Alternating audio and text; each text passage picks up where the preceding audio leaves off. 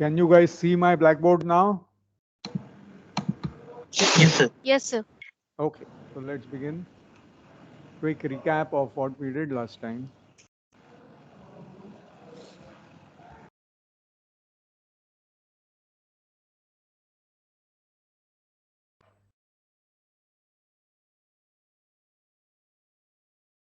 So last time, well, we introduced the category of topological spaces and continuous maps. We allowed it to be any set. We defined the topology as a collection of subsets. Then we defined the map to be continuous if the inverse image of an open set is open. We gave examples of topological spaces such as the empty topological space and the discrete topology for any set, the discrete topology for any set, etc. And isomorphism in topology, which means continuous map which admits a continuous inverse, both left and right, both-sided inverse, is called a homeomorphism. Now this is a category because I can compose two continuous maps and it is still continuous, and this composition is associative, and each topological space has an identity map, namely identity map on the underlying set of points, which is continuous and both left and right identity for composition. And we said that aspects of topological spaces, of metric spaces, which are purely topological, but some others are not. Then we said the category of topological spaces has an initial object empty set and a final object, which is any singleton set. Hello, somebody wants to say something? No, nothing. Yeah. No. Then we introduced products and co-products. Products where these are binary products given two topological spaces. There's a new topological space and map px to x and py to y. And co-product is a new topological space with a map jx from x into here and from y into here. The directions of the maps are reversed. Their universal properties are obtained by reversing arrows of this. You get universal property of this. Now you have to show such things exist. Once it exists, it's unique up to unique isomorphism by its universal property. So for product, we took the underlying set to be the Cartesian product. On that, we put such a topology which had the smallest number of open sets for which both these maps are open, and that worked. And for co-product, we took the disjoint union and put that smallest topology, or put precisely that topology for which a subset of this disjoint union, this pink subset, is open if its intersection with both x and y are open, and we put x inside and y inside as this component and this component. And this had the universal property. These things word by word generalize to arbitrary families of sets. With arbitrary families of sets, there arose our friend the empty set as the parameter set for a family, and I asked you what is the empty product and what is the empty co-product, and now you understood. And then we introduced a very important property for topological spaces called Hausdorffness. Here's the definition. A topological space is Hausdorff if for any pair of points which are distinct points x not equal to y, there exist disjoint open neighborhoods of it, meaning an open set containing x and open set containing y, whose intersection is empty. And then we said any metric space is Hausdorff. And we gave some artificial example of non-Hausdorff spaces. But they are very natural examples, as we will see later. Okay. Then we introduce the diagonal. For any set, I take x cross x, and in that I take all tuples small x comma small x, meaning both x and y component are the same in this product. Product is with x cross x with itself. So the first and the second component are the same. That's the diagonal subset of x cross x. And I can define such a diagonal in a topological space, in a group, blah, blah. Anytime there is any set, it has a diagonal, and in any category, there will be a diagonal map. There will be a diagonal map from x into x cross x, because there is identity map of x into x and identity map of x into x. Therefore, it factors through x cross x as the diagonal map. Then came this little argument that in R2, any line is closed. Here was an argument based on just open neighborhoods Later I gave an argument based on continuous functions and the defining function of a line. And then I asked you, so being a line, it is closed. This diagonal being a line, y minus x equal to 0, that is closed. And I gave it as an exercise to you that in any topological space, these three things are equivalent. And you are supposed to do this exercise. This is one of the most important exercises in this whole course. Okay, so do this exercise. Very simple. You just have to follow the definitions. So here was the explanation of a diagonal arrow in any category which has this binary product. If C has the product x cross x with these two projections, x has the identity map to x, and identity map to x, then there is a unique map for x cross x, and which at the level of points sends x to x, x to x, so it will send x to x, comma x. But in arbitrary category, the objects may not have points, but where there are points, this is what is true. And then I asked you, I told you orally rapidly the argument of how Hausdorffness and diagonal being closed are similar. The idea being, if I take a neighborhood u and v this way, then u cross v is this rectangular box.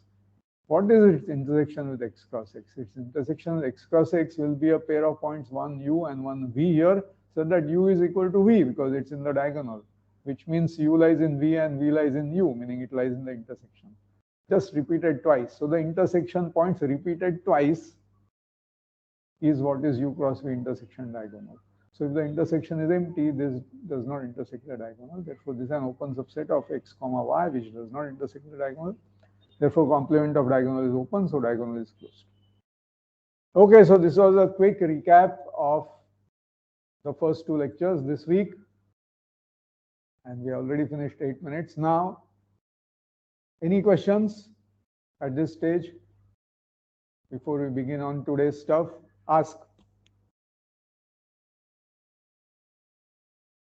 10, 9, 8, 7, 6, 5, 4, 3, 2, 1, 0. Okay, umpire review time is over, and so the next over is going to be board. All right.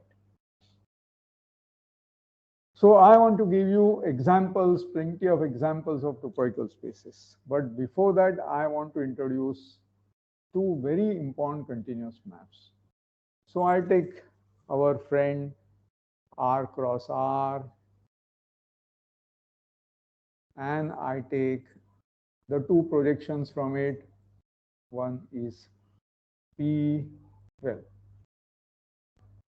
who says I cannot change my names? Okay, I'll call it P1 and P2. I take these two projections. In terms of coordinates, it sends a point with coordinates x, y respectively to the point x and to the point y. These maps are continuous, and there is further the property that if Z is anything with two continuous maps, one is F, one is G, both are maps into R, then the resulting map from Z into R cross R is continuous. And what is this resulting map? It sends any small z to Fz, Gz. This map is continuous. I am simply repeating the property of the product which we have introduced. Okay. So this I am now going to prove some very, very important facts. So here are facts. Okay. So these are exercises. 1. Addition is continuous. Is continuous on R, which means what? X plus x comma y goes to x plus y. This is a map from where to where? It's a map from R cross R to R. Okay. I want you to show this is the product topology. This is usual topology. I want to show that addition is continuous. This you very well know.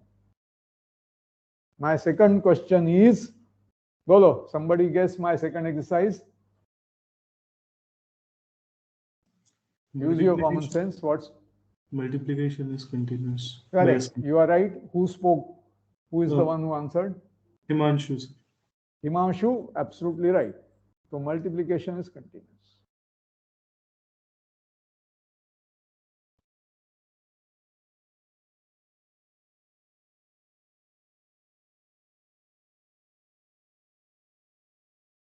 X comma y maps to xy. Okay, this is also a map from R cross R to R. Now I'm going to ask you to prove third and fourth exercise. This is my third exercise. Minus is continuous. It sends any x to minus x.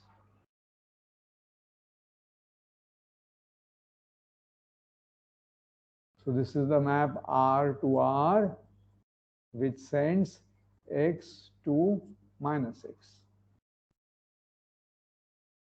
Fourth, I want to show. If C belongs to R, the constant map is continuous. Which means this is the map going from R to R such that any x goes to C. Now, fifth exercise. Let R equal to R minus 0, the multiplicative set. Okay. What do you put one more thing here probably, make it look like something, asterisk. Okay. With subspace topology.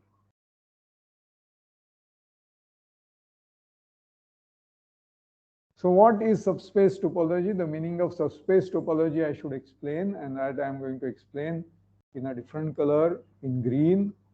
The explanation of subspace topology is if X is a topological space, or let me make it even more explicit. Let Xt be a topological space, and Y is a subset.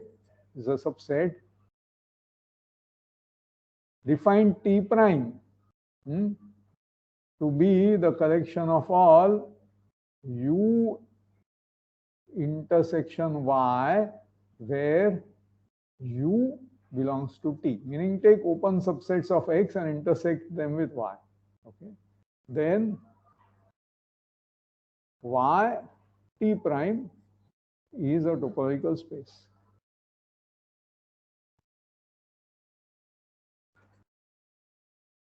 And the inclusion map of Y into X is continuous.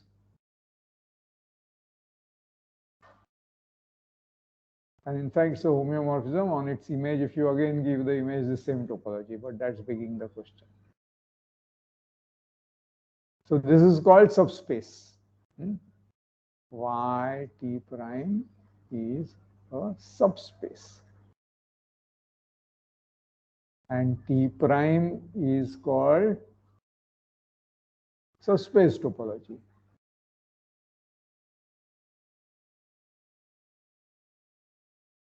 And what is Y then? A subset. Y was a subset, and Y together with this induced topology is subspace. Okay? So everybody understands what is subspace. You have already seen these notions. That's why I'm so rapid with them. Now back to my exercise. So now can somebody guess the exercise? Then again I want a continuous map. What map is going to be continuous? Inverse is a continuous map. It goes from R star to R star, or R multiplicative to R multiplicative. Sends any x where? Bolo. 1 upon x.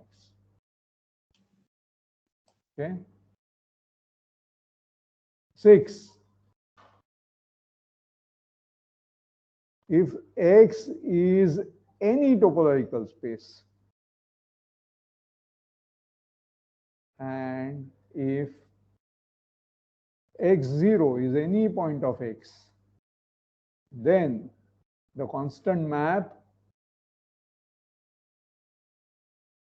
or why take it the same. Let me make it even more general. If X and Y any topological spaces, and if Y0 belong to Y, then the constant map X to Y, which sends every X to Y0, is continuous. Now I want you to stare at these exercises. Let's stare at them for 20 seconds each. Addition is continuous. You know this all your life, right? If you move X slightly or move Y slightly, then the addition only varies slightly. Yeah? You know it when you go to a shop and the price is approximately this and the price of the second item is approximately this, then the total price you pay is approximately this. This approximation works because addition is continuous. Otherwise, you'll have funny situation. You go and buy something, but the price of one item changes slightly and the total changes enormously. That doesn't happen, no? So you know it all your life, right? That addition is continuous, yes or no? Yes, yes. Yeah. Similarly, you know multiplication is continuous, yeah? Same reason. You take the price and you take the quantity you bought and you multiply and you get your bill. Now, if the price changes slightly or the quantity changes slightly, your bill only changes slightly. True? You know this all your life. True? Okay. Now, minus is continuous. That's pretty obvious to you, isn't it? Constant is continuous because you change X slightly. This doesn't change at all. Definitely continuous. And 1 upon X is also continuous. Yeah. So will you be able to prove all these exercises? Tell me. Sitting with a paper and pencil alone, you will be able to prove all these exercises, yes or no? Yes, sir. Simplest. Yes, sir.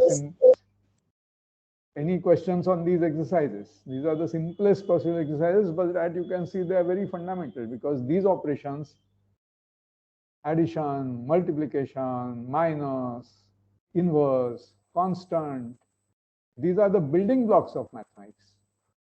And so we are saying the building blocks of mathematics are continuous functions. Okay, so you also see how important this exercise is. All right. Now, armed with this exercise, I am now going to give you lots of examples. Examples of topological spaces.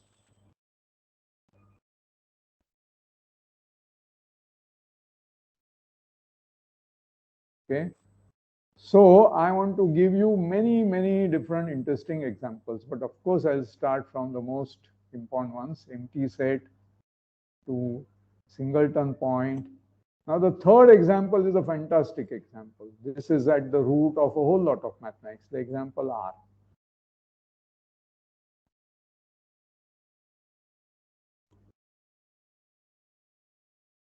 This is what Euclid taught us.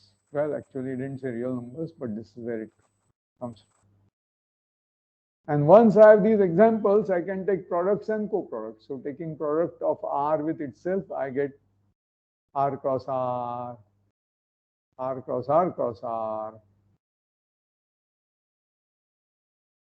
all the Rn's, and even infinite products. Okay, products. Now,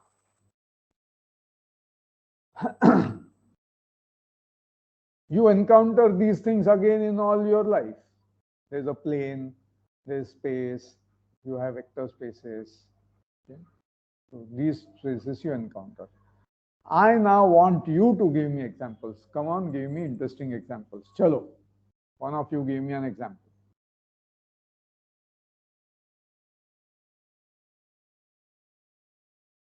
So remember, once I have topological space and I have subset, I get a subspace.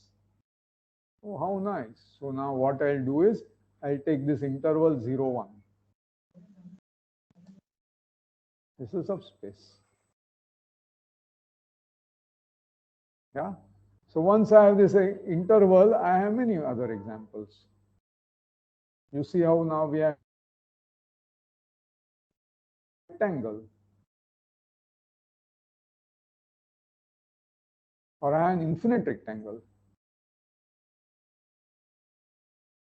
How about this?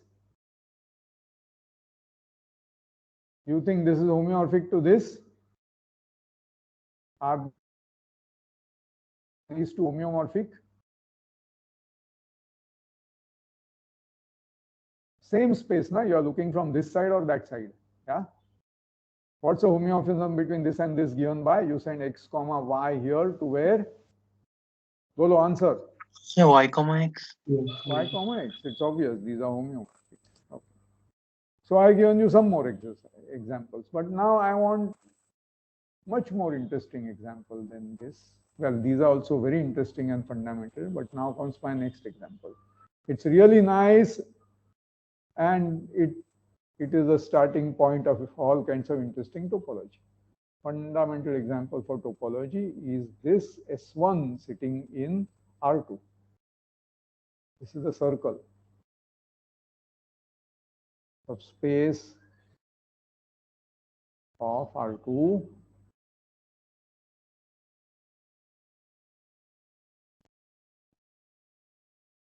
x square plus y square equal to 1. Exercise. S1 is closed in R2. Now I want to hear from you a solution. Chalo, one of you tell me the solution why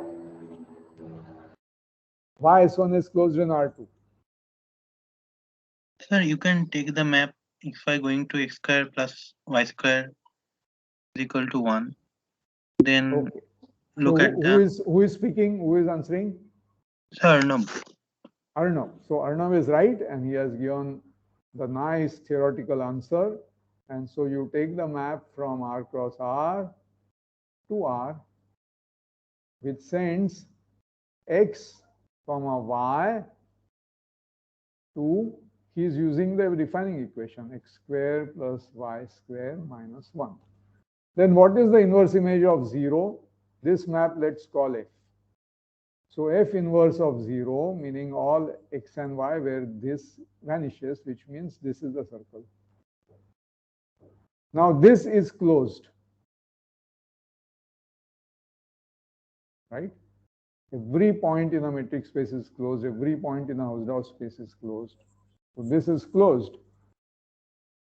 So its complement is open. Inverse image of the complement is the complement of the inverse image. You know all such things. So this being inverse image of a closed set under a continuous map. So this is continuous. Once I know this is continuous, Arnab's proof is okay. Therefore, it remains to show. So we must show. So y is x square plus y square minus 1 continuous, Arnab. Sir, for because addition, multiplication, and minus is continuous. Correct. So that is why these, I am very pleased with your answer. So you have seen why these exercises are fundamental. Because of the above exercises, this function is a very interesting composite. You take R cross R. From here you go to R, okay, by sending x, y to x. From here you go y. Okay. And wipe out this. So in the so Yeah, somebody saying something. Go yeah, ahead. in the first itself we can take x comma x going to x square. Yeah, that's what I'm doing. First x comma Okay. y has to go to x. Then Okay. R has to go into R cross R as the diagonal map. Yeah, diagonal map is continuous. That's the property of the product. So now under this map, this x has further gone where? X comma x. Then I am going to take the multiplication map to R. And under the multiplication map, x comma x has gone to x square. So the composite map is x goes to x square. So x goes to x square is a continuous map. Similarly, x comma y goes to x square is a continuous map. X comma y goes to y square is a continuous map. So now I have both these continuous maps. Now I have got two continuous maps. One of them is xy goes to x square. And the other map is xy goes to y square. I have two such continuous maps now from here into R. Okay. So now, because I have these two maps into R, see how I am now going to use the universal property of product once again. From R cross R, I have two maps to R. One map to R is xy goes to x square. The other map to R is xy goes to y square, right? I have got two such maps. On the other hand, I have their Cartesian product R cross R and the projection map P1 and the projection map to P2. Therefore, because this map is continuous and this map is continuous, the resulting map here is continuous. And what is this map? If this map was F and this map was G, then it is sending Z to Fx, Fz, Gz. So here xy is going where? Bolo. It is going somewhere whose first projection is x square and second projection is y square. So it is going to x square comma y square.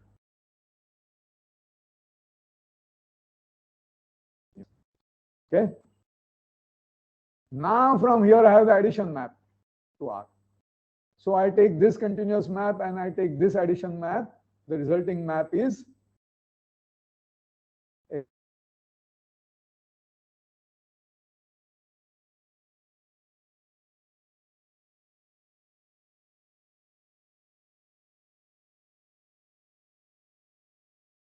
etc., etc., etc. So you see, showing this is continuous, you never again have to do epsilon delta, right? What I want you to use is break this down into addition and multiplication and minus and diagonal and universal property and projection and so on. Everything is built up from this. And the key property all the time is that this universal property of product. So by the universal property of product and these basic properties of addition, multiplication, constant, you will get this. So I want you to compare this proof with, see, somebody else might have given a proof like this and he won't be wrong.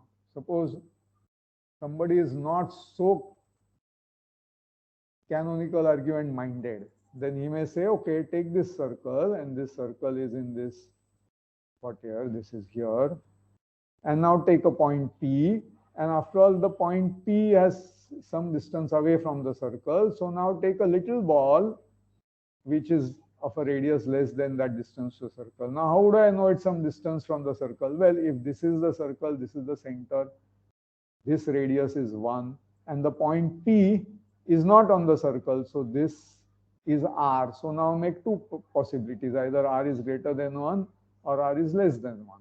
R equal to 1 is ruled out because R is on the circle. Now you will use that, therefore the ball, in this case, take the ball around that point P of radius R minus 1. And in this case, you take the ball around that point P of radius 1 minus R. And that intersection with S1 is empty, or that intersection with S1 is empty. Very simple proof, right? Visually obvious. So I given you two proofs. One proof goes into the definition of circle by equation and uses very simple properties of addition and multiplication and universal property of product. The other proof uses your pictorial intuition and that it's a metric space and how far it is. So tell me, which proof did you like? You should like both. Now you should understand the advantages and disadvantages of these proofs. This proof, well, very simple algebraic argument, but so long. And how did you guess the fact? Well, yeah, you need some intuition of how this is built up with simple pieces. How do you see this? Here you use visualization. And visualization immediately tells you, yes, this must be so. Okay? And you have to join this with that. Both algebra and geometry, as you may say, have to combine to do your mathematics. But each one of you is unique. Some of us are stronger in purely geometric arguments. Some are stronger in purely algebraic arguments. So you have to choose what kind of arguments suit you and make them appropriately. But let me also tell you, if you make these intuitive geometric arguments, now you are dealing with a 5-dimensional thing and something is sitting inside that, and the map is to a 7-dimensional thing, and then visualization becomes more and more and more difficult. Okay? While breaking it down into its basic blocks to which universal properties apply remains feasible often. On the other hand, some people have a fantastic geometric intuition which allows them to see even higher dimensional stuff. So this is left to you. Each one of you is unique. You find out what mixture of methods works for you. Okay. So I'll stop at this point and take a countdown backwards to ask you if there are any questions at this point. 10, 9, 8, 7. Sir, Yes, sir. here Yes. in Bolo. this geometric proof, how are you proving that S1 is open? S1 is closed is what Close, you sorry, prove, yeah. Yeah. By showing that each point not on S1 has a ball around it which doesn't intersect S1. And I gave you what ball?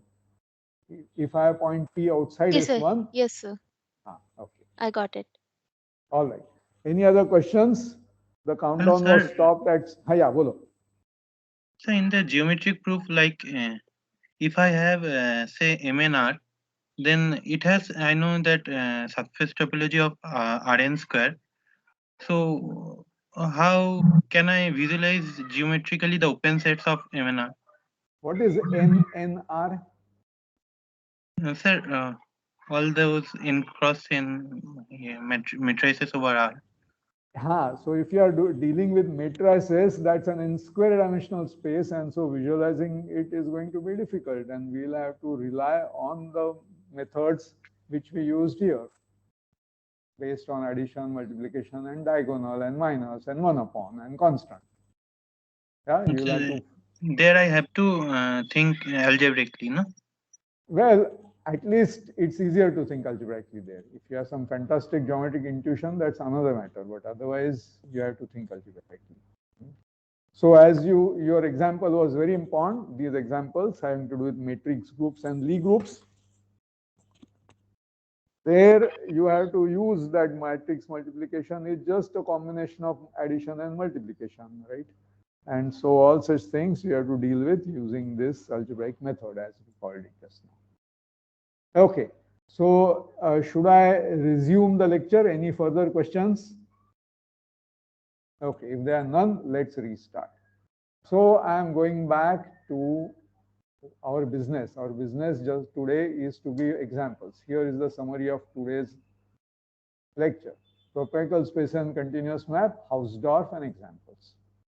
So here's something I wish to point out. First of all, I proved to you. So we proved that R is Hausdorff. Because it's a metric space, you see, what's the problem? But if you want to use the product idea, you take this R2, and in that there is a line. That's the diagonal, okay?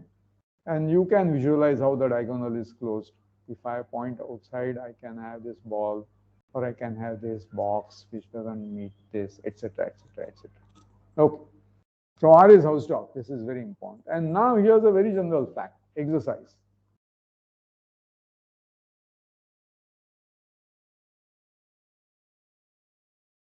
Topological space and Y a subspace which means I have given Y the subspace topology. It's a subset with the subspace topology. Then X Hausdorff, X is Hausdorff implies Y is Hausdorff.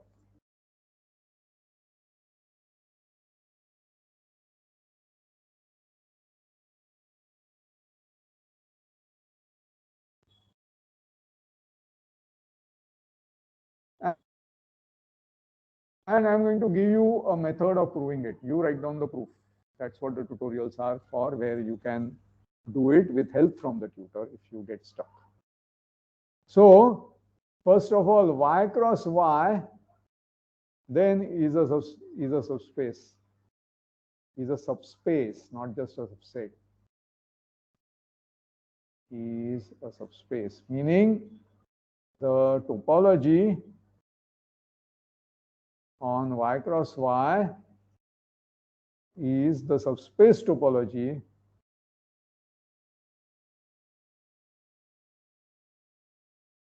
from X cross X. Okay. First fact is this.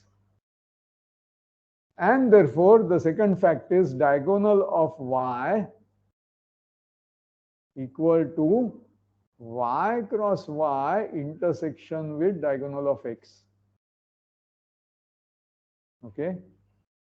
Both these are subsets of X cross X. Y cross Y sits in X cross X. Diagonal of X sits in X cross X. Yeah. So is it clear? Because what is Y cross Y? These are elements of the type Y1, Y2. While what is X cross X? They are things of the type XX. So if Y1, Y2 is XX, this means Y1 equal to Y2. Okay? Equal to X. And which means this element is in the diagonal of Y. Conversely, if you begin with something in the diagonal of Y, it is of the form Y comma Y. Therefore, it is in Y cross Y and it is also in the diagonal of X. So this is true, right? And now,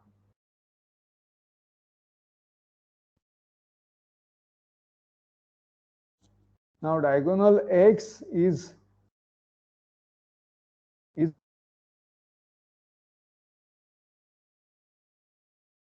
equivalent to Hausdorff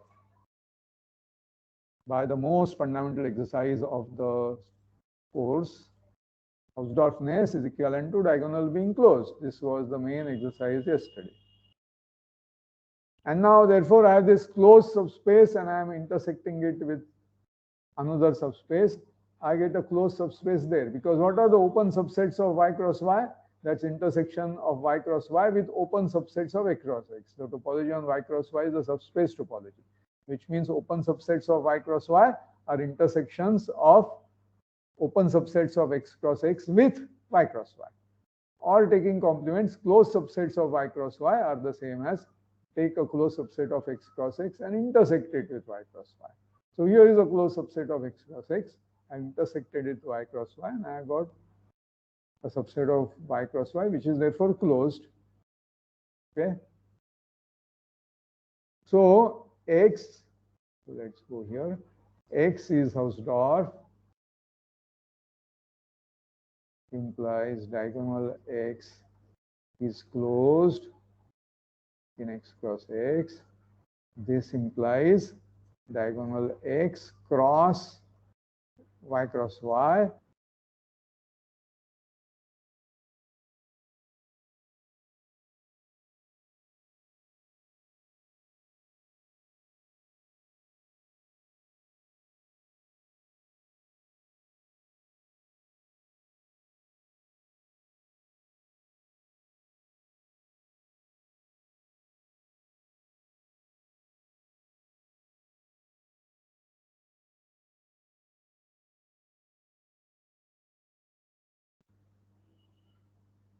Yeah, am I back? You guys see me again?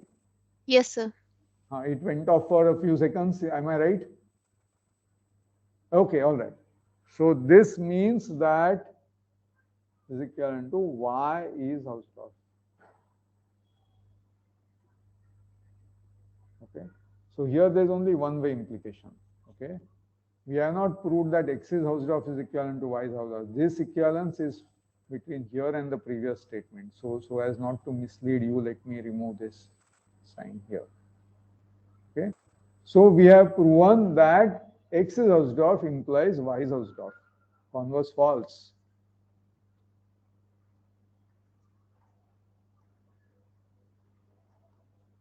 See, I can have any topological space X which is not Hausdorff, and which means it's not empty, because empty is obviously Hausdorff.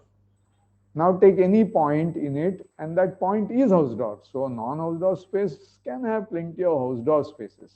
But if the space is Hausdorff, that implies that also space is Hausdorff.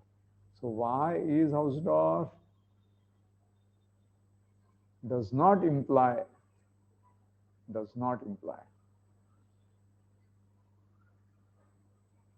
that X is Hausdorff.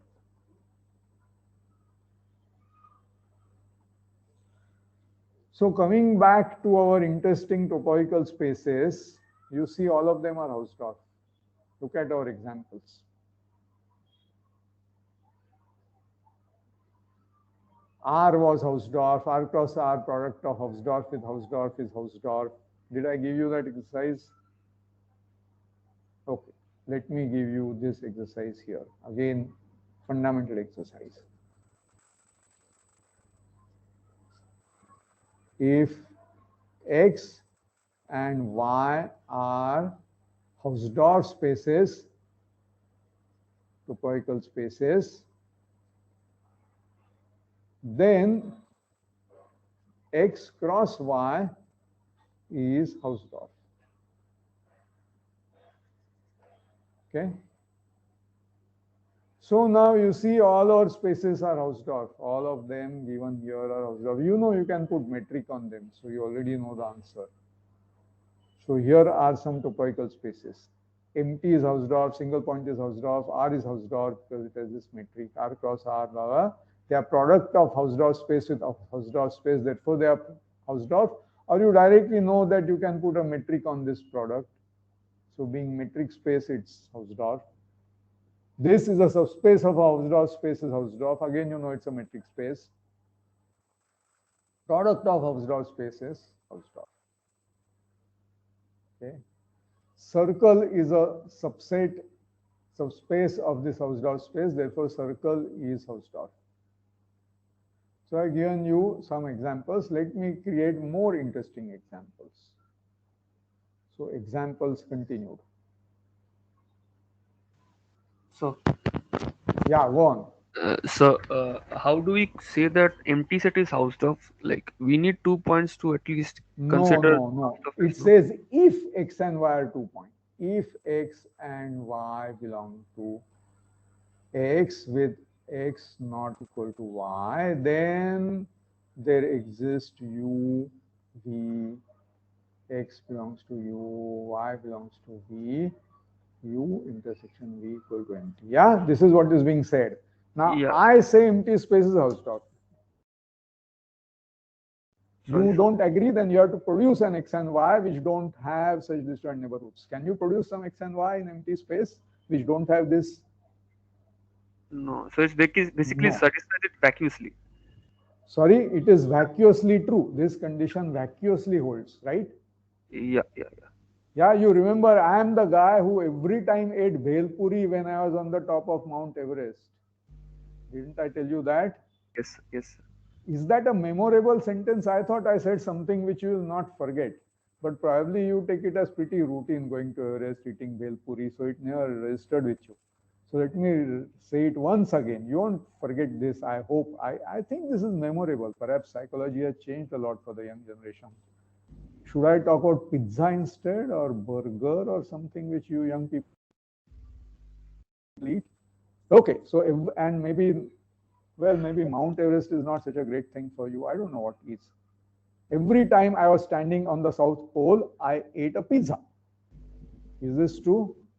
Of course, you will have to know a bit of my history that I never went anywhere near there. Once you know that, you know this statement is true. Others, you say, oh, no, not not true. You were there and you ate pizza. Here's a photo of you standing on South Pole eating pizza. There's no such photo. Okay, perhaps camera didn't work. Tell me on what date, at what time I was there, and what was the company of the pizza that I was eating, who made it. You won't be able to tell.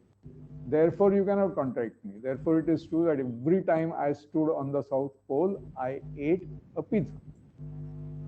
Every time you give me some points x and y of the empty space, you will find open neighborhoods of them which are disjoint. Otherwise, show me 2 points. We don't have this. Yeah, clear? Yes. So thank you for asking. Who was the person who asked? So Okay, so this again tells me, see, you guys have to learn to handle empty set. This is very simple logical argument involving the empty set. These are the kind of arguments, they really are pre-mathematics in some sense. There is nothing college about them. They are even school arguments. There is nothing about this which requires anything advanced. This is very simple logical argument involving empty set. So you guys have to get comfortable with arguments involving sets. Please take my advice seriously. Go read Helmholtz naive set theory or whatever. Okay. All right, but thank you for asking. Because you asked, I think there were some others who didn't ask, to whom also I think the answer might have. Okay, so examples continue. This was a distraction. Can you remind me what I was saying before you asked me this question? Oh, perhaps you also don't remember. In that case, I'll say whatever comes to my mind. So here are some more examples. Yeah, I was saying that all these examples I gave you are Hausdorff, and that's when you ask this question, how about empty space? Is it Hausdorff? Okay, because empty space was the first example we listed, and I said all these examples I gave are Hausdorff. Okay, so what about empty space? Logical. Second answer would be empty space is the subspace of every Hausdorff space, therefore it is Hausdorff, right? Okay. Now, let's continue with examples. I have given you this exercise that if two spaces are Hausdorff, then the product is Hausdorff. So I can ask, how about converse?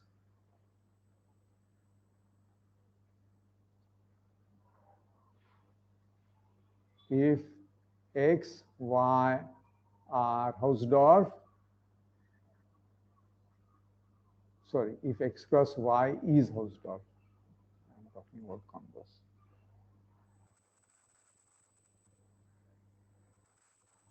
Is Hausdorff, is x Hausdorff, similarly is y Hausdorff. What do you think? Any guess? Yes, sir. They will be Hausdorff. Who is answering? Sonakshi, sir. Okay, Sonakshi, your answer is not correct. But it is almost correct, almost. So let me make a slight change in this and then your answer will become correct. So the answer is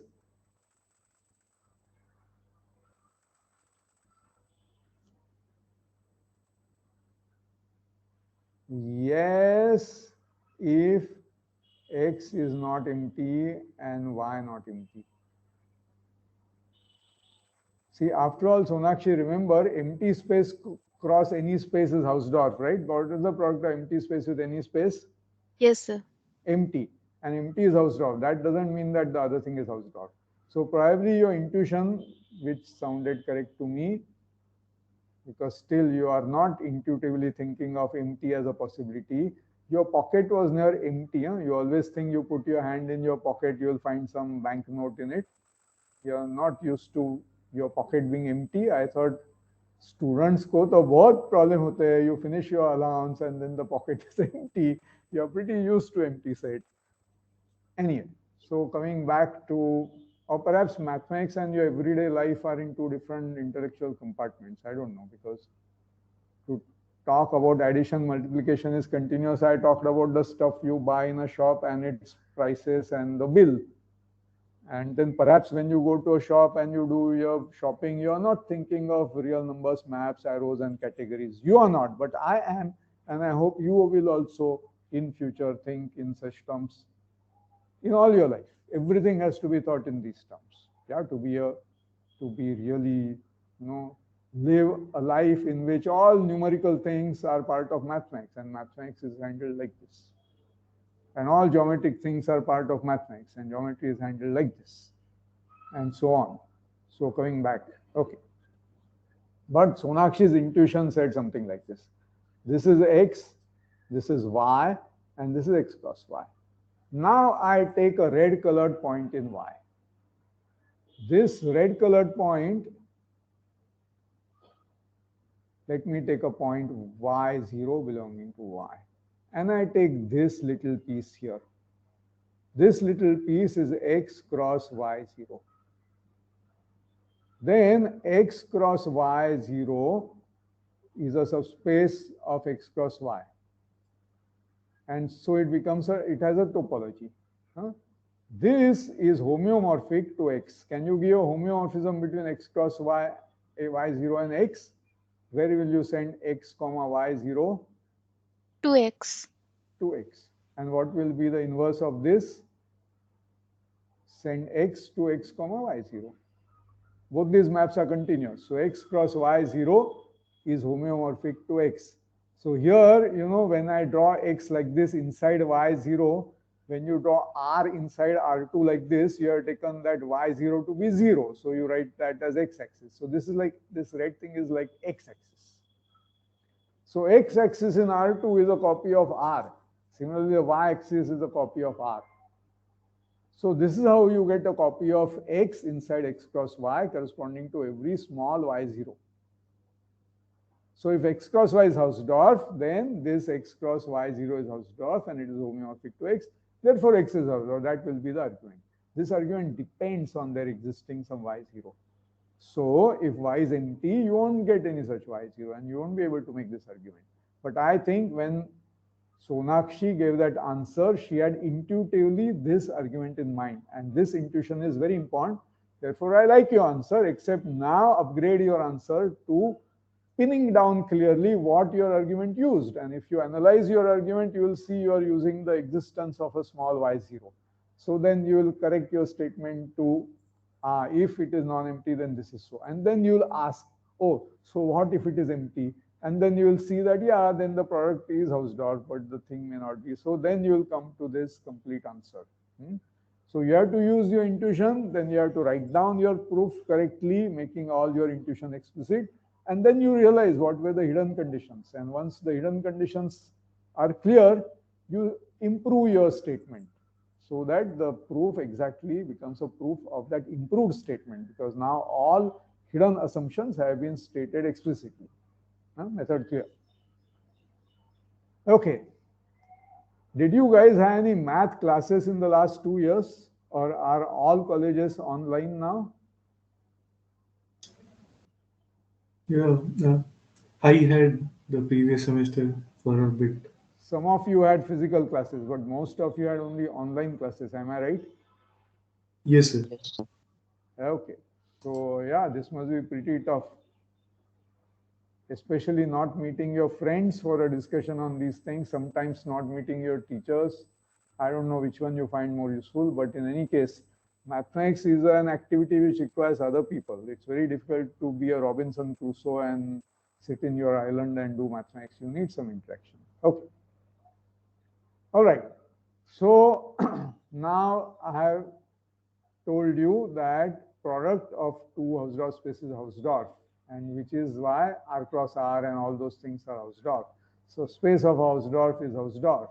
And so now I know that the circle is Hausdorff. So this tells me that S1 in R cross R is Hausdorff. Of course, you can directly say this is a metric space and this is a space, so it is Hausdorff. Now I'm going to introduce one more very interesting topological space, and that is S1 cross S1. And it has a picture like this.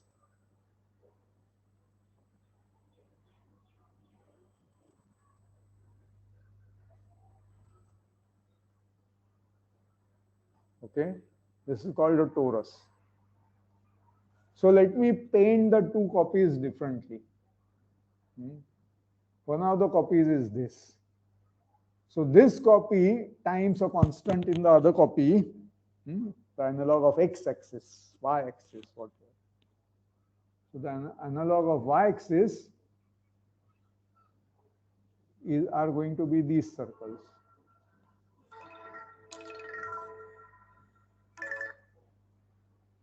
The analog is going to be these circles.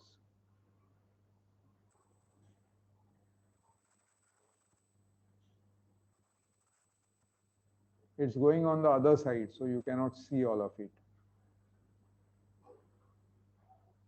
Yeah?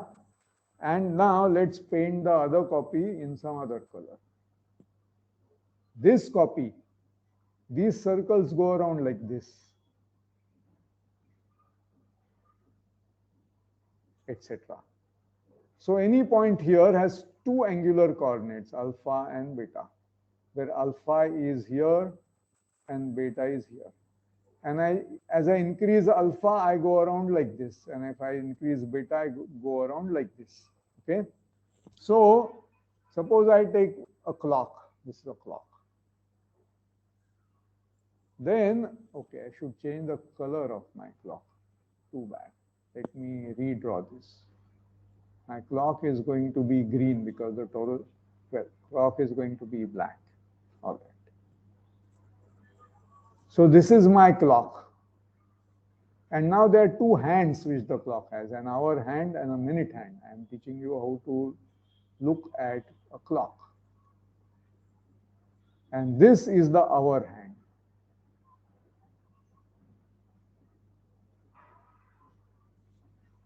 And now I'm going to draw the minute hand. This is the minute hand. Okay. So these are the two copies of circle. Okay. So right now it is 12:55 is the thing in it. This is 12, this is 1, this is 11, etc. This is 2, this is 3, blah, blah, blah, 6, blah, blah, blah, blah, 9, 12. Okay. So do you see that possible positions are described by points on S1 cross S1? You see this? Whenever I have a position on the clock that defines a certain point, here. Anytime I look at a clock, it defines a point here. Now, as time passes, this point moves, right? How does this point move? You know, when this thing goes around once, this thing goes around 12 times. Okay? So when you go around once like this, it goes around 12 times. So it will go around something like this.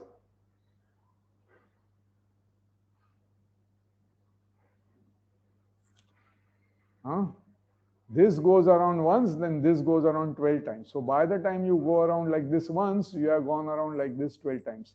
Have you understood? This is the path. Have you understood how the motion of the clock takes place in this topological space torus? Yeah? So you see, if I look at the clock, there are two hands, they cross each other, all kinds of nonsense happening. But to correctly geometrically understand what a clock does, you need this torus. And on this torus, the hands are moving into this circle.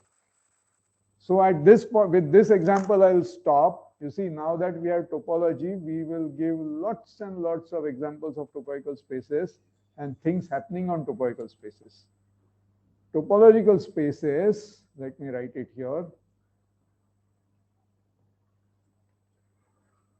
Spaces are the stage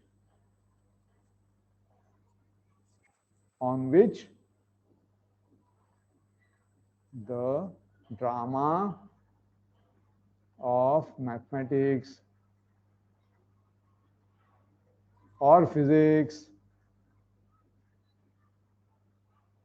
or a lot of engineering or of life in general takes place.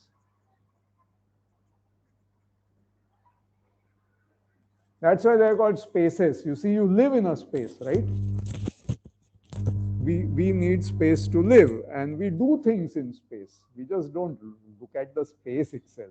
Things are happening on the space. Space is the stage. There are actors who do things on the stage. Okay, but you need a stage for there to be anything.